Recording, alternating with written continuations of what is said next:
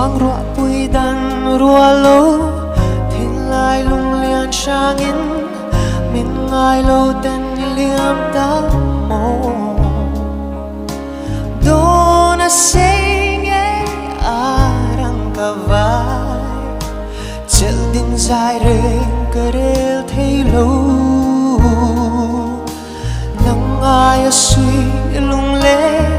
azua zel ni tinin Quando cadil chin chiama le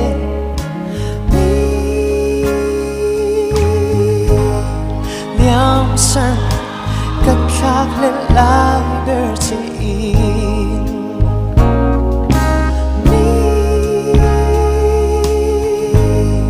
liam san cất khắc lên lại bờ trên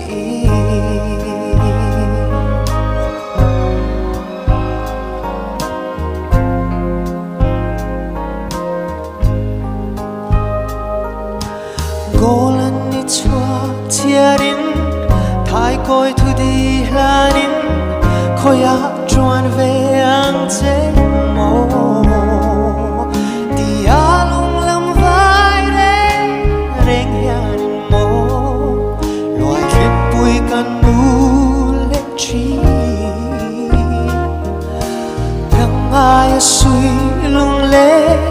azua zel ni tinin Quando cadil chin chiama le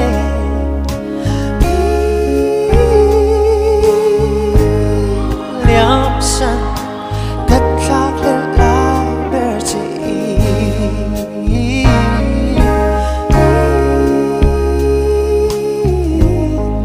liam san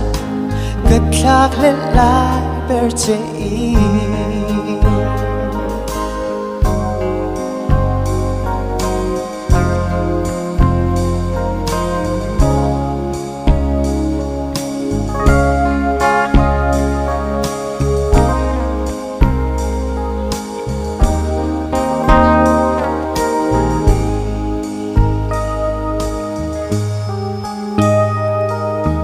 Quang rua bụi đàn rua lô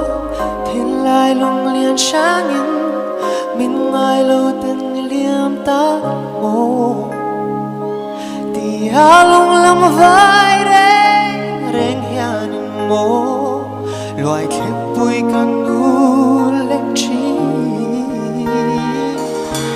nang ai suy lung lê azua zel ni tinin Quando cadil chin chiama le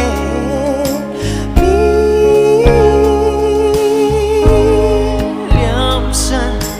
cất khắc lên lại bờ trên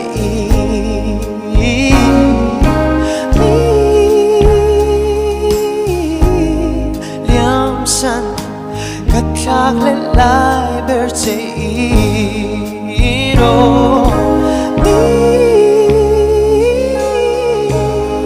liam san cất khắc lên lại bờ trên